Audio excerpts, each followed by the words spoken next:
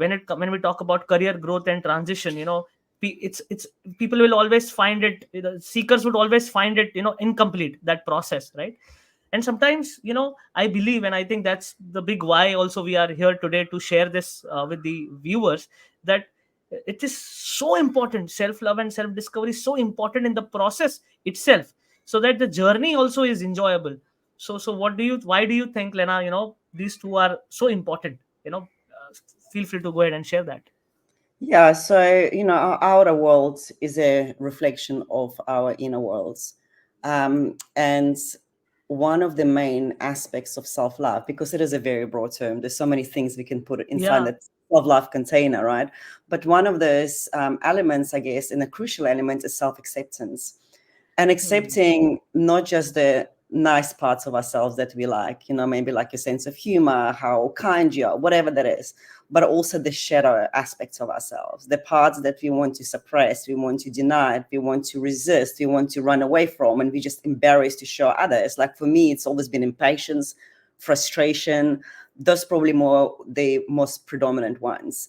But the thing is, what I've come to realize is that when we reject any aspects of ourselves, it's like we are denying ourselves our birthright, our wholeness.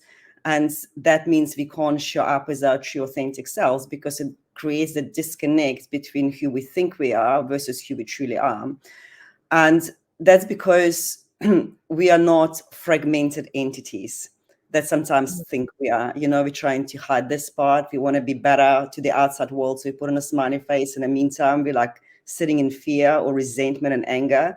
And that creates that separation. And so Yeah. we are one whole holistic human being. We are one energetic components. And acknowledging that all parts of us are valid and giving attention to the parts of us that are playing up, that we don't like, and actually being present with them, then we start healing them and bring them all back into oneness. Because that's the only way, I believe, and I know of, that you can really find that peace and content and fulfillment. And that's what I believe every single person wants at the end of the day, right? You may think you want a job, you may think you want to have more money, you may think you want to have a bigger house or a car, but what does it matter if you don't have that peace, if you don't have that fulfillment? Because all we're going to keep on doing is attaching to this external outcomes, and nothing external is permanent. It's all fleeting. When sometimes you're like, yes, I'm going to get this job and I'm going to feel so freaking happy, and you do for like 3 months, and then you meet a colleague or somebody rubs you up the wrong way, or things don't go the way you want, so you're getting passed for promotion, and all of a sudden it's not the best job.